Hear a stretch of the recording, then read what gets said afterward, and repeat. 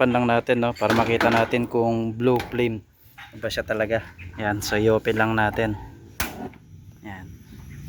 So kita naman na. Hello mga ka-Discarte Mo TV, once again, no, welcome po sa ating channel. So ang ayusin natin ngayon, dual burner na Orofan gas stove. Ayan. So yung problem nito mga ka-Discarte Mo TV is yellow yung binubuga niyang apoy.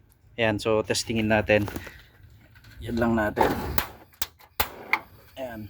And so makikita natin mga ka-Discarte Mo TV, yellow yung pinaka frame niyan. Once ganyan po yung case, ang ibig sabihin po niyan, improper po yung mix ng air at gas. Yan, say off natin. Okay, so improper po yung mixing ng air at gas kasi may restriction sa hangin o gas na pumapasok doon sa combustion chamber. Pero dito sa case na to mga ka-Discarte Mo TV, naka-open naman yan, pero bakit? Ayan, nag-yellow pa rin yung apoy. So i-open natin. Yan.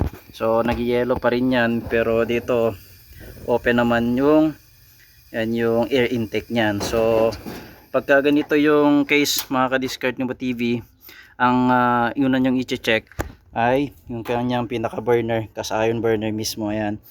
So dito mga ka-Discarte Mo TV, minsan nagkaklag yan due to corrosion o madumi. Ang next nyong i-check mga ka-Discarte Mo TV is yung kanyang gas control valve assembly. So check natin.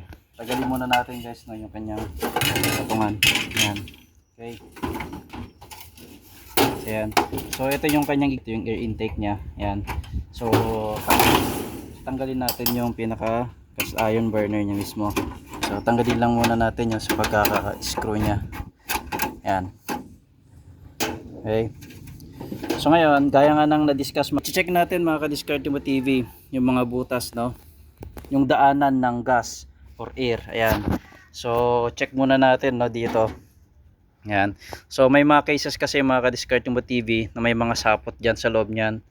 Okay. Hindi naman kaya may corrosion, may bara. So itaktak lang natin.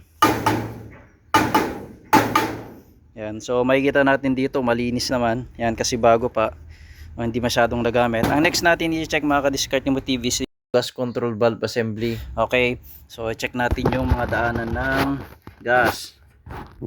Ayun, no. Ayan, so ayan mga ka-Discarte Mo TV, tutok lang natin yung camera. Ayan, so kita nyo yun guys. Ayan, okay, so may bara mga ka-Discarte Mo TV, sapot yan. Okay, ng mga gagamba. Ayan, so kuha lang kayo ng pandukot, tapos anuin lang natin. Ayan, so makikita nyo yung dumi.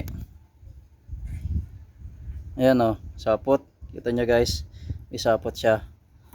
Ayan, so ayan, may sapot nga. Ayan, so dito guys, no, yung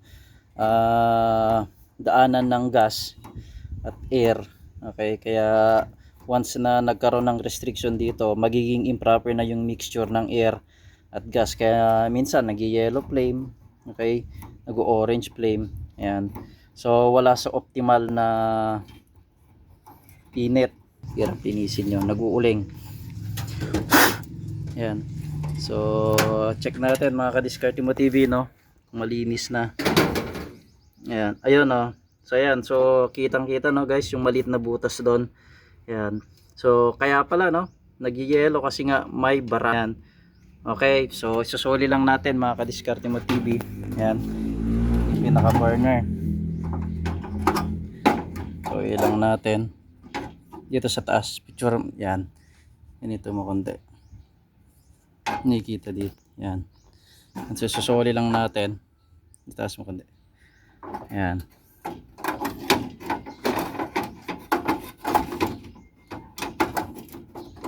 lagay yung washer.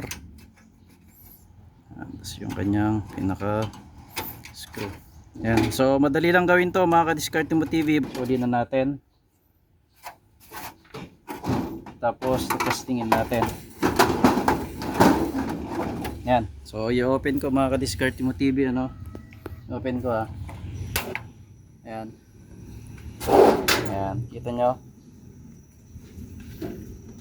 Ayan, so lalapit lang natin guys yung camera. Ayan.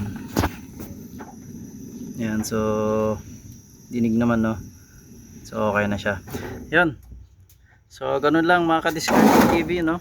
Ang yun yung i-check yung air intake nya dito sa section sound system. Yan.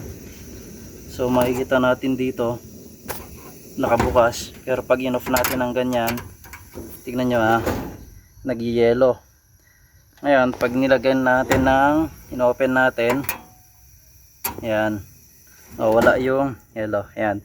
So ayan mga ka-Diskarte Mo TV, ganoon lang po yung pag troubleshoot pag nag yellow flame yung inyong mga gas burner. Ayan, so maraming salamat po sa panonood. Huwag malimutang mag like and subscribe para ma-notify once meron tayong mga bagong video.